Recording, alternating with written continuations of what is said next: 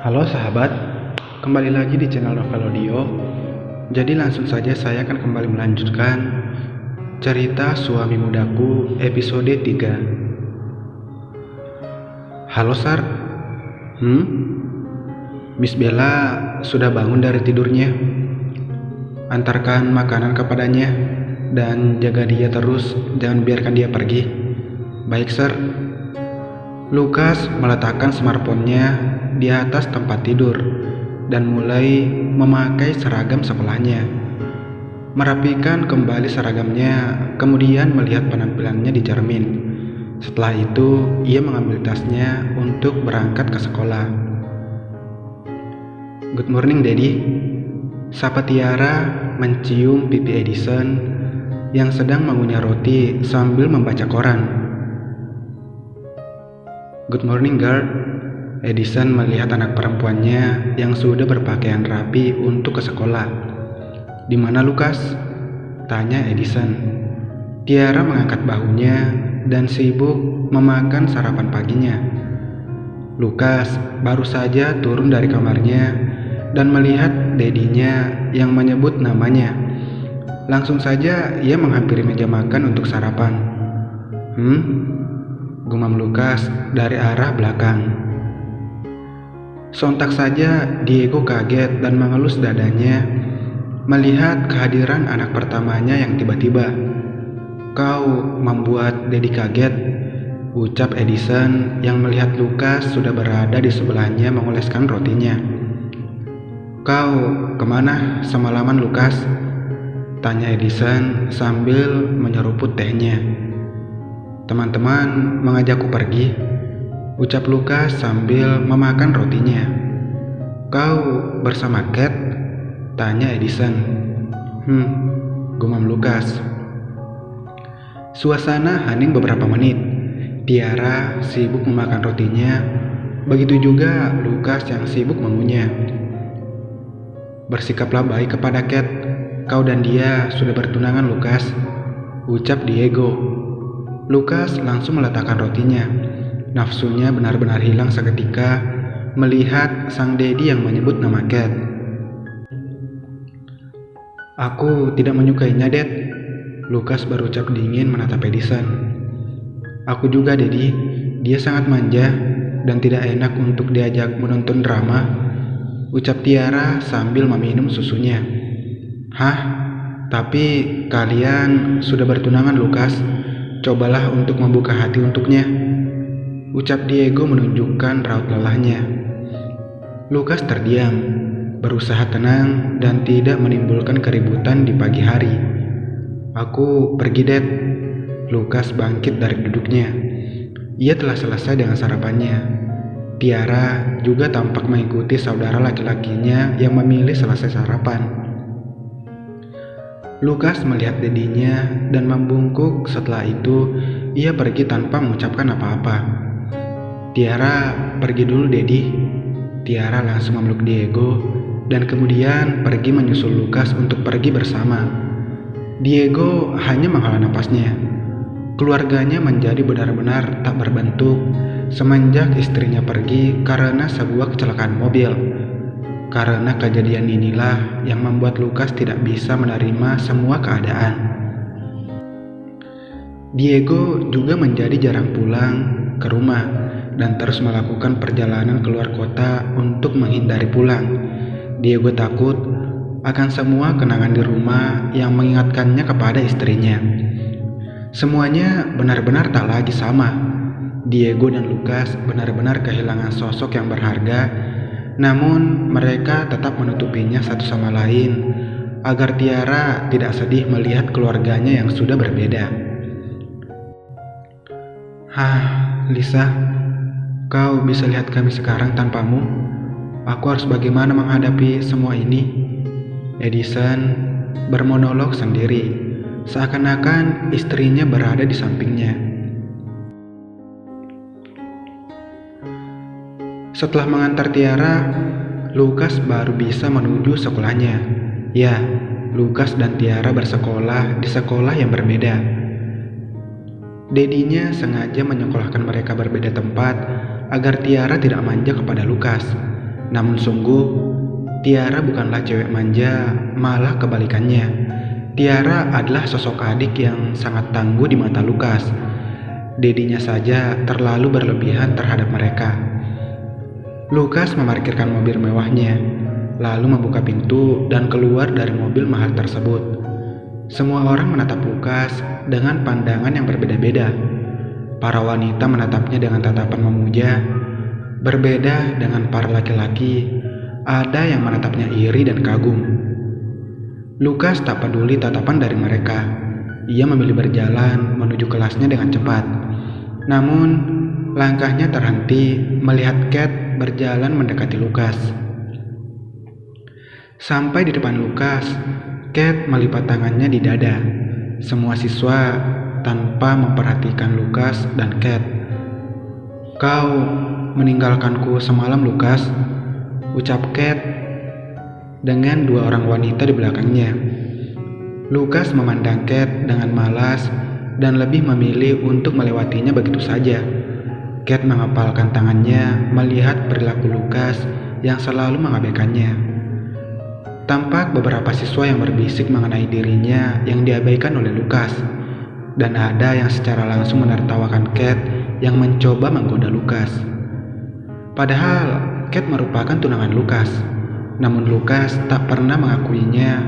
Bahkan Lukas tidak menginginkan pertunangan dibeberkan oleh publik, sehingga banyak keluarga dan teman Lukas yang tahu, yaitu Ken, Green, dan Roy. Kate langsung pergi berlari menghindari malu mengingat kejadian dirinya yang diabaikan oleh Lukas. Sedangkan Lukas tampak tak merasa bersalah dan dengan santai berjalan menuju kelasnya. Ketika menemukan kelasnya, Lukas ke dalam kelas daripada berurusan dengan wanita gila itu. Keadaan kelas yang awalnya ribut menjadi diam semua, menatap Lukas yang masuk ke dalam kelas, kemudian mendudukkan dirinya di bangku paling belakang sebelah Green. Setelah Lukas duduk, keadaan kelas menjadi ribut kembali.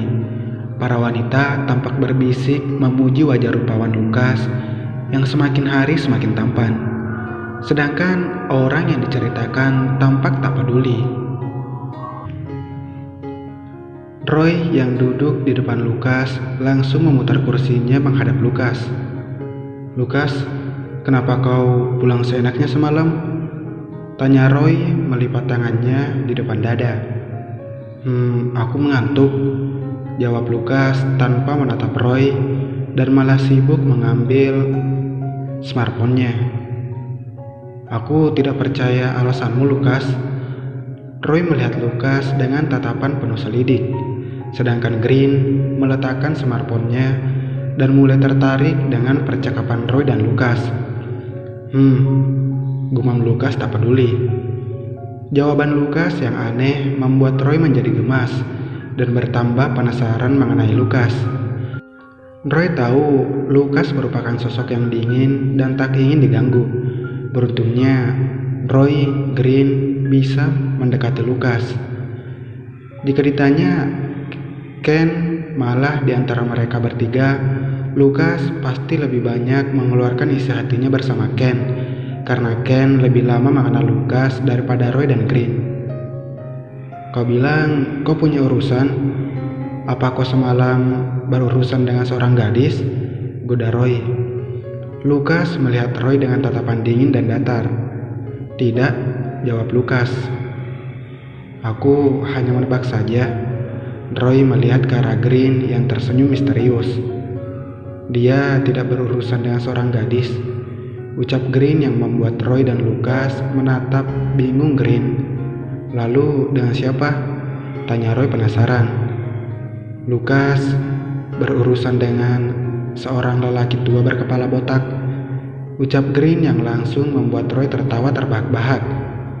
Maksud dari ucapan Green adalah karena Lukas yang selalu bolos ketika pelajaran sejarah membuat guru sejarah Pak Ten yang memiliki badan yang pendek dan perut buncit serta kepala botak seringkali memberikan hukuman kepada Lukas yang membolos dengan menyuruhnya membersihkan lapangan sekolah. Dan Lukas langsung saja menghadiahkan satu pukulan pedas di kepala Roy dan Green. Bel berbunyi, semua anak-anak yang berada di luar masuk ke dalam kelas. Cat masuk ke dalam kelas bersama dengan Ken. Ken langsung berjalan mendekati mereka dan langsung duduk di sebelah Roy. "Wah, tumben sekali kau telat, Ken," ucap Roy. "Aku tadi menjemput kakak sepupu di bandara," balas Ken. "Wanita?" tanya Green penasaran. "Laki-laki, kau mau? Akan aku kenalkan kau padanya." Ken mengadipkan matanya ke arah Green. "Tidak, terima kasih. Aku masih menyukai sesuatu yang kenyal dan lembut," ucap Green sambil memperagakan bagian tubuh atas wanita. Roy melihatnya hanya tertawa, sedangkan Lukas hanya tersenyum tipis. Tak berapa lama guru mereka masuk ke dalam kelas. Mereka mendengarkan dengan seksama penjelasan dari guru tersebut. Pukul 9 pagi. "Siapa kalian?" Bella melihat dua pria berjas masuk ke dalam kamarnya sambil membawa troli berisi makanan. "Ini makanan untuk Miss Bella," salah satu pria berjas berbicara kepada Bella. "Siapa yang menyuruh kalian?" tanya Bella memicing curik. "Sir Lukas." Troli tersebut didekatkan dengan Bella agar memudahkan Bella melihat isi makanan. Bella merasa penasaran dengan sosok yang bernama Lukas. Seberapa hebat Lukas sampai menyuruh para bodyguard mengantarkan makanan ke sini. "Aku tidak mau makan sebelum dia datang ke sini," teriak Bella. Bella menutup seluruh tubuhnya sampai kepala dengan selimut tebal, sedangkan dua orang pria tersebut memilih keluar dari kamar. Bella menggigit bibirnya kesal. "Jika kau datang, aku akan menggigitmu tanpa ampun." Bella meremas selimut yang menutupi tubuhnya dengan kuat. Pukul 12 siang. Bel pulang berbunyi. Lukas langsung memasukkan semua bukunya dan pergi meninggalkan teman-temannya. "Wah, kau seperti takut kehilangan bis, Lukas," ucap Green, tapi Lukas lebih memilih pergi dan tidak mendengarkan Green. "Apa dia datang ke sini menggunakan bis?" tanya Ken. "Mungkin," ucap Green yang langsung dihadiahi pukulan di kepala oleh Roy dan Ken. Cat yang melihat Lukas ingin pergi langsung mengajarnya, namun Lukas sudah lebih dulu menancapkan gas mobilnya meninggalkan Cat. Seperti takdir, ketika mobil Lukas pergi, mobil Sin memasuki area sekolah. Sin keluar dari mobil menggunakan kacamata untuk menutupi matanya dari panas matahari. Semua wanita melihat ke arahnya. Sin yang berpose layaknya model membuat beberapa gadis mengambil gambarnya secara diam-diam. Ken, Green, dan Roy berjalan ke arah parkiran dan melihat Sin. Ken langsung berlari ke arahnya. "Kak, kau sudah pulang? Ayo masuk," ucap Sin langsung membukakan pintu untuk Ken. Ken melihat teman-temannya dan berucap, "Dia kakak sepupuku." Menggunakan mulut namun tidak bersuara dan langsung masuk ke dalam mobil diikuti oleh Sin, kemudian menutup pintu mobil dan segera keluar dari area sekolah. Roy dan Green hanya mengangkat bahunya tak peduli dengan apa yang diucapkan Ken, karena mereka tidak mengerti gerakan mulut Ken yang aneh. "Apa Mom yang menyuruhmu untuk menjemputku?" tanya Ken. "Tidak, kau tadi pagi sudah menjemputku. Sekarang akulah yang menjemputmu," ucap Sin. "Oh, kita akan kemana?" tanya Ken. "Pulang," jawab Sin singkat. "Tidak, ayo kita beli beberapa CD game agar kita bisa bermain di rumah." "Oke, baiklah," Sin menyetujui usulan Ken. Pukul 1 siang, Crystal apartemen Chicago, Amerika Serikat. Crystal berjalan menuju apartemennya yang berada di lantai 7. menekan tombol sandi pintu di apartemen, Kristal melihat seorang laki-laki berdiri di ruang tamunya. "Kristal, kemana saja kau? Aku sudah menghubungimu 100 kali." Ucap Seven yang merupakan kekasih Kristal. Tanpa menjawab, Kristal melemparkan smartphone-nya yang mati di atas sofa, membuat Seven langsung paham. "Kau tidak apa-apa? Aku mengkhawatirkanmu." Seven langsung memeluk Kristal. "Aku lapar," ucap Kristal. "Baiklah, aku akan memesan makanan. Kau duduklah. Tapi tunggu, pakaian siapa yang kau gunakan?" tanya Seven yang melihat penampilan Kristal. "Aku menggunakan pakaian temanku," ucap Kristal berbohong. "Oh, baiklah," ucap Seven tanpa curiga dan mulai memesan makanan untuk Kristal.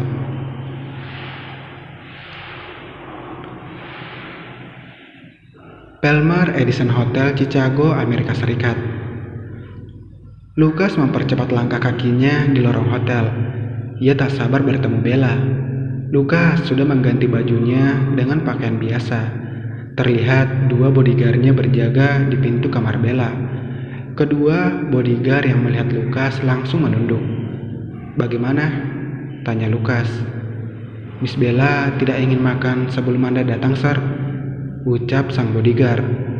Lukas tersenyum miring dan langsung membuka pintu kamar dan menutupnya cepat. Terlihat Bella masih berada di dalam selimut. Lukas mendekat ke arah ranjang. Bella yang merasakan seseorang mendekat ke arahnya langsung membuka matanya. "Siapa itu?" tanya Bella di balik selimut. Lukas tersenyum manis. "Your husband, Lukas Ternedison," ucap Lukas dengan nada yang berat dan menyeringai. Bella terdiam sesaat. "Lukas," gumamnya dan langsung membuka selimut. Bersambung.